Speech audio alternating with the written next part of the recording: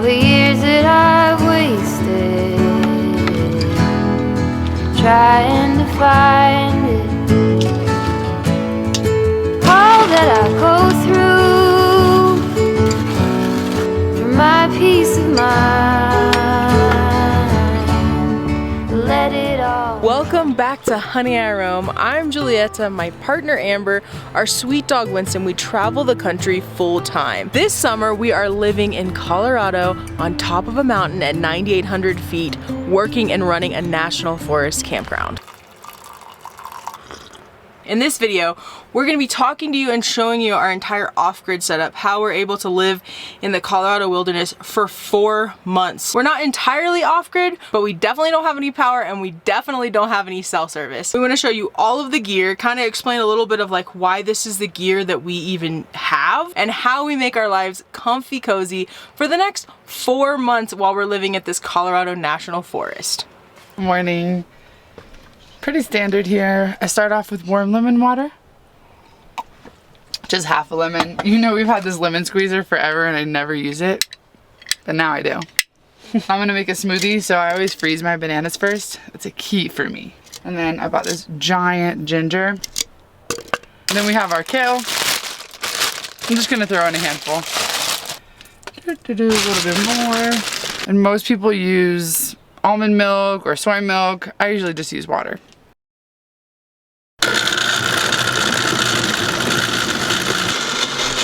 We're out here relying mainly on 3 different things to have a comfortable life in our truck camper living off-grid, and that is, first of all, solar power, second of all, propane, and third of all, gas. Yes, we do use a gas generator. Even though we do have a lot of power banks, we still do need to supplement with a gas generator, and I'll go into that in just a little bit. Primarily, we rely on a Bluetti 2400 watt big boy power bank.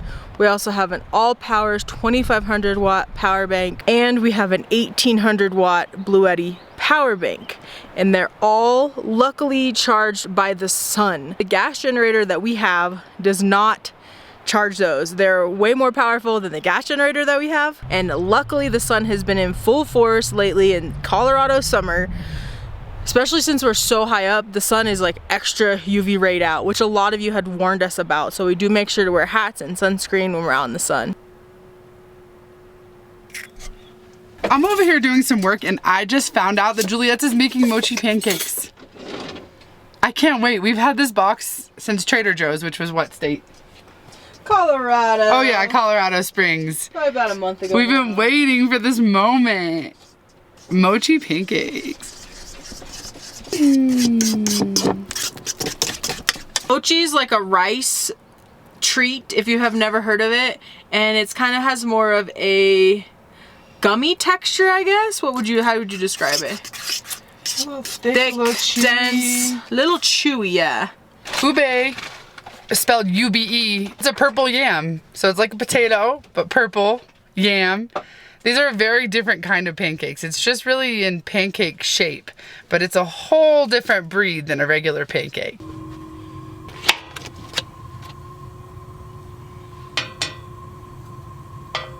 Since we're cooking, there's no better time to talk about how we power our fridge. So a lot of campers, especially older campers like ours, have a 3-way fridge. That means it runs on propane. It can run on DC, which is your house battery, or on AC, which is shore power. We have the fridge running on propane pretty much all of the time. It's an absorption fridge, so it can cool down with the use of propane somehow magically. Also, because it gets so cold here at night, sometimes we will just turn off the fridge and then turn it back on in the morning because our stuff is still very cold and things do often get frozen in there, especially because it gets pretty chilly at night here. But I gotta say, we're super grateful for this 25-year-old fridge. I did not mean to use the word gummy when I was describing mochi. I meant chewy. Chewy texture. Dense, bouncy, chewy. It is kind of gummy though. Okay, I thought I was offending the mochi. No, it has that. Oh, show me. Yeah, looks good, babe. Gummy. They turn out kind of ugly, but they're cool purple color. Yeah. Since they're seasonal, we tried to get them last year and we couldn't, so it's been 2 years since we've had these. It's such a cool texture. The flavor is really, really good. Nothing you've ever had before, and it tastes purple. It's so good.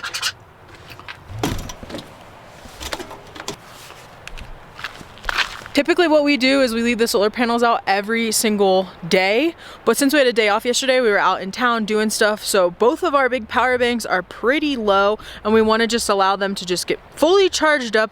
So we're gonna run the gas generator because we're doing some stuff on Starlink right now because we got work to do. Full of gas.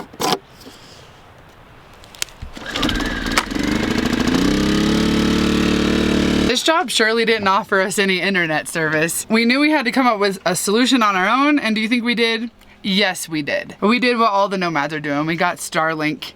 It was expensive. It was $600 just for the hardware, and we pay $120 a month. Right now, because we are stationary for 4 months using the internet, we opted to not buy the roaming plan because we're usually here. The actual main reason that I didn't want to get the nomadic plan while we're here is because the residential plan, which is just for one address, works much faster. We needed quick upload speeds. We can't move from this spot and still have internet, but when we are here, it works really fast. So the Starlink works best whenever there's no trees obstructing the view, but we don't have any total wide open spaces. So the Starlink panel is connected to just one cord. It's this gray cord here, and it goes all the way to our camper. And then the cord here goes through the window on our truck camper. It only opens up a little bit, but it is enough to put the wire through. And this is the cord inside. So this is the little window, we slide it in, comes up to the router. To the router.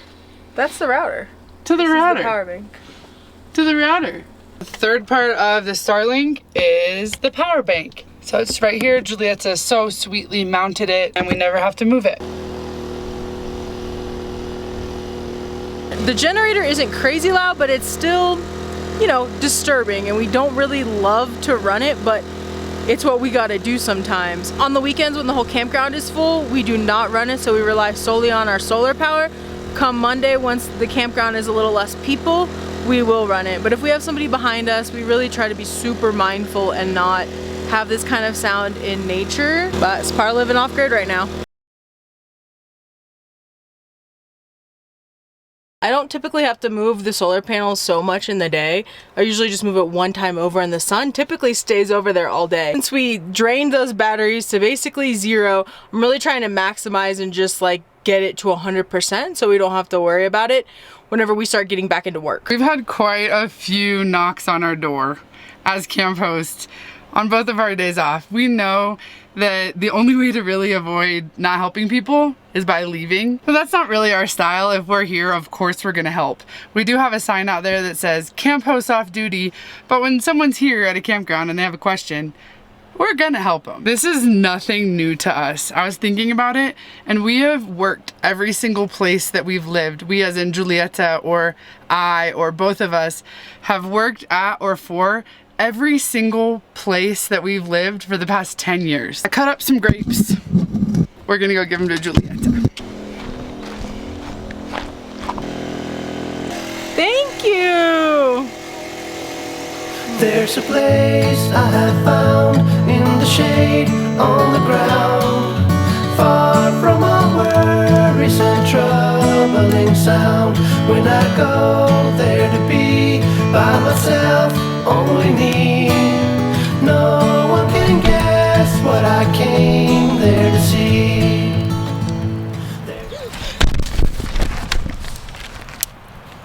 Yeah, that was me. I almost dropped the camera in the campfire. My heart is still racing. Whew. My foot caught it. Her foot caught it. It was an inch from this raging campfire. And you know why? Because I put the camera so close to the campfire. Do I need to do that? No. Can you see it from a little farther away? Yes, you can. In the sun right now, it feels warm, but in the shade, there's actually this really cool breeze. But it's like I got my sandals on, I got my whole summer fit on, sitting by a fire. I love Colorado. And I love a daytime fire. It's probably like getting evening, actually. It's probably 5:30. 5:30, right? It's not that early. I think we're just ahead of the game. Everybody else waits till dark. No. We can have a campfire day and night. What sounds better than a cup of Cowboy coffee by the fire? Not much.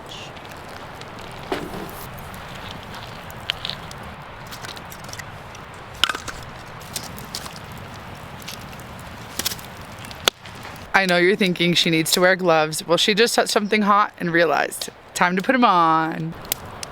There we go.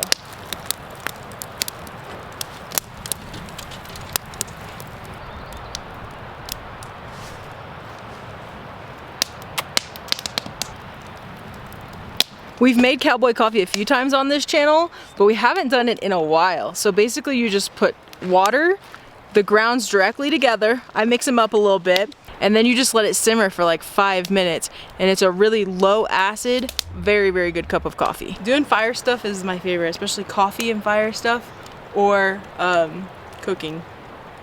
But we're not cooking tonight. Forgot to mention, whenever the 5 minutes is up, you take it off of the heat and you pour a little bit of cold water on the top, and that'll push the grounds to the bottom. So that whenever you go to pour it, you won't get any grounds in your cup. I'll show you in a minute. All right, it's steaming. I've been using this little beer glass and I just spilt it. Spilt my beer. But that was only half of it.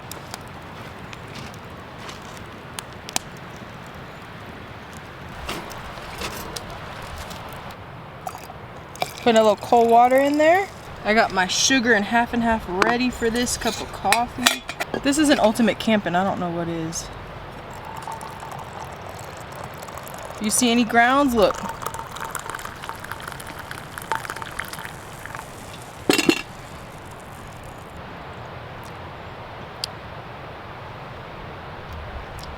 Why does everybody think you need a coffee pot? All you need is fire and coffee beans and water. Could you do it on the stove? Yeah, you can do this on the stove. You gotta try it. Okay.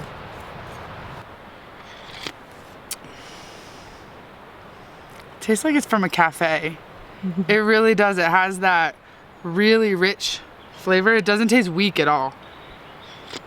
I was skeptical. This is it. I don't need a coffee pot.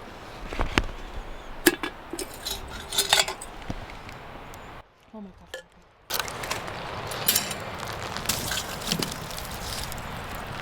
Cheers, you guys. We pretty much walked you through our whole off-grid setup. We still have to take a shower, but we might not show that till tomorrow because we're also gonna take you to work tomorrow. Gotta make money. We gotta make money.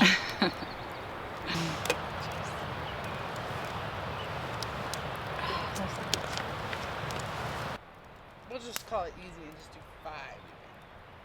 Maybe 40. 10, 15, 20. Dinner is served. I wish I would have shown you before I started cutting it up. We got beets, mixed spring lettuce, and Giulietta grilled up this incredible chicken. My favorite dressing in the whole world is honey mustard. If you know, you know. But we didn't have any, and so even when I go to restaurants, I ask for honey mixed with mustard, and it makes way better than all of those way too creamy ones. So I made it myself.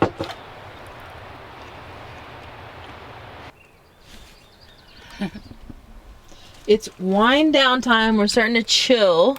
We got the power bank to 99% today, and we got the Starlink plugged in right now. I probably had it plugged in for like an hour. We're down to 90%. No big deal. We're gonna plug in the TV. You getting cozy? Yes. Socks activated. Since we try to keep all of our subscriptions pretty minimal because, you know, we're penny pinchers, we like to keep life simple. We do have HBO Max, and on there are some really good shows. We recently started rewatching Game of Thrones because the first time around we watched it 4 years ago. Amber really wasn't paying attention. She doesn't like that kind of stuff, but I know she's gonna love it. I tell her it's like the best story ever because we recently got into House of Dragons and she really loved that. So I was like, I know you're gonna love Game of Thrones. And there's a lot that I don't remember from Game of Thrones, so it's fun to watch it again. We found the funniest show ever. It's called Hacks. We just finished it, so I'm kind of sad right now, but you have to watch it. We'll crack up during it. My favorite kind of show is one that makes me feel good and I crack up. She's so cute. What are you doing? What are you doing? We don't only watch TV in the evening. A lot of times before we watch TV, we'll play games outside in the gazelle tent. Our favorite is Rummy. We also like Sequence and Rooma Cube. As far as books go, I've been reading The Beach, which was a movie with Leonardo DiCaprio, but it's actually a really good book. I found this just at a little bookstore in Taos, New Mexico. So I grabbed a few books so I can read those and just have something else to do after we watch TV, just to like chill out.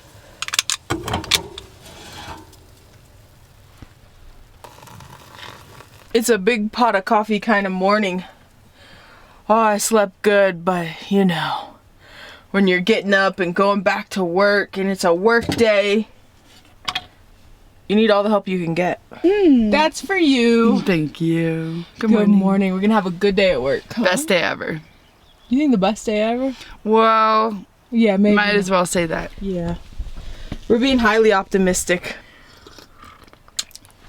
Plus the sun. Not the sun. Did you eat your food? Come on, jump up. Good morning. You want to go into bed? The sun is shining down so nice today. It feels so warm outside. Already got my shorts on, ready to go to work. But Amber's usually not ready to go to work. No, it's too early. Why would we do anything this early? Yeah. We got a lot of stuff to do. Luckily, we have a dump vault here. They do have to pump it out. Luckily, we're not totally off grid. We do have a dump. It's a dump vault, so they do have to pump it out. Like, this thing can actually get full. We're gonna dump the tanks right now. Do you need help? No?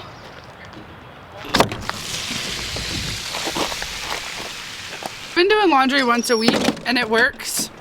The way we know it's time to do laundry, this bag gets completely full.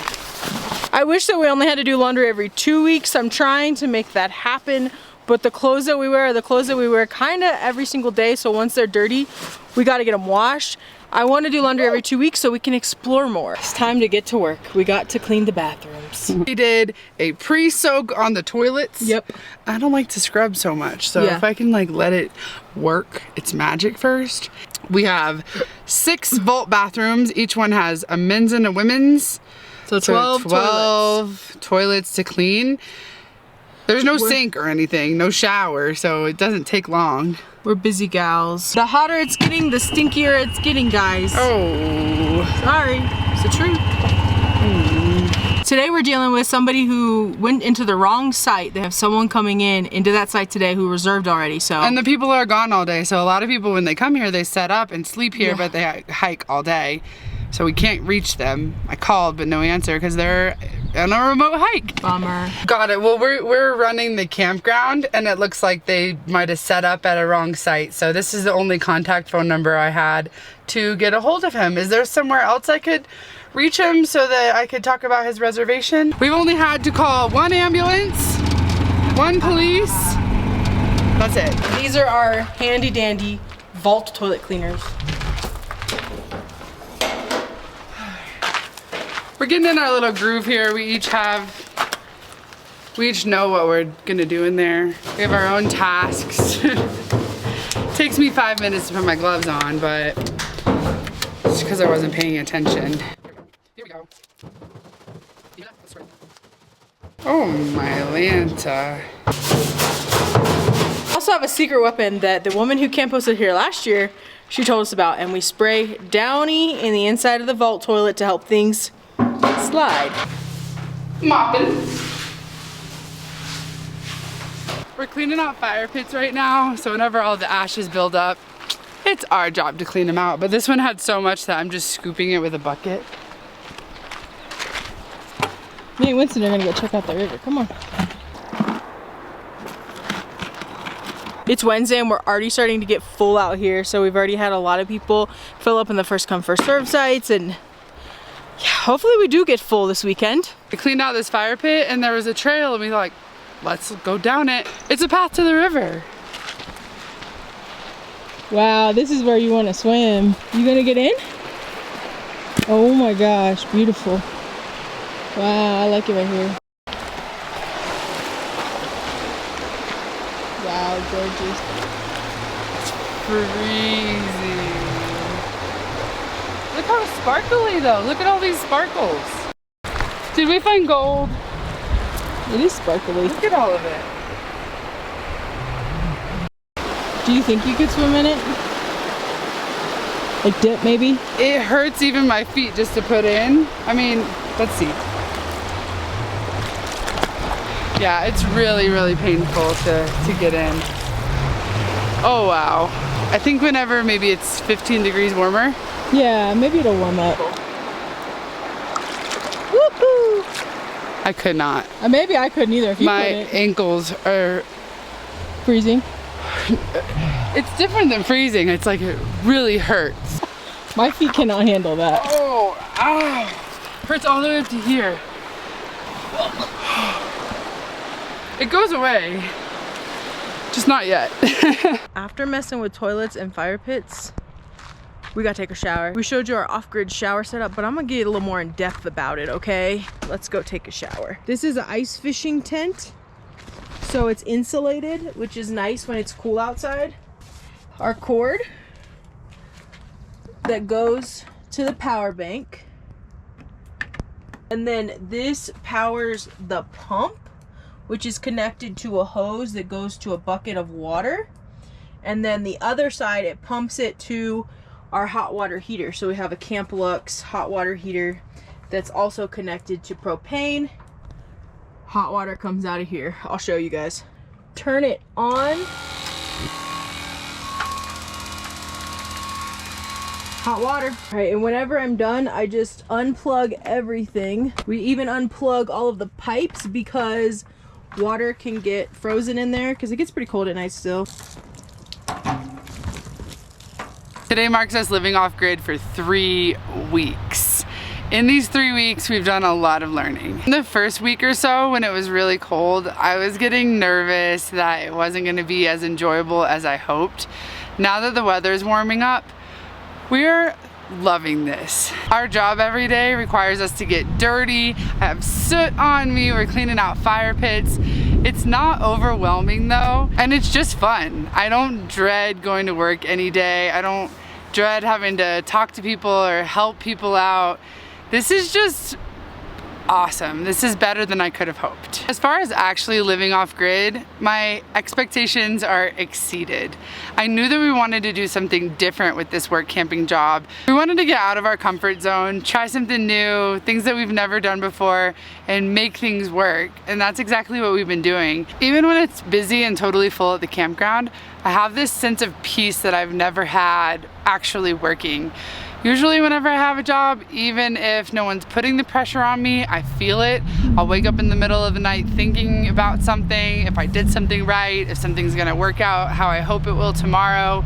And all of those things are out of my control. So being here, I just feel the best I ever have at a job. Everyone has hard things to do in their life, things that they don't want to do. So if you can minimize the things that you hate doing, to me, that's living a good life. Especially since this is all novelty, it's all new to us. Every day is exciting and it's just so beautiful out here.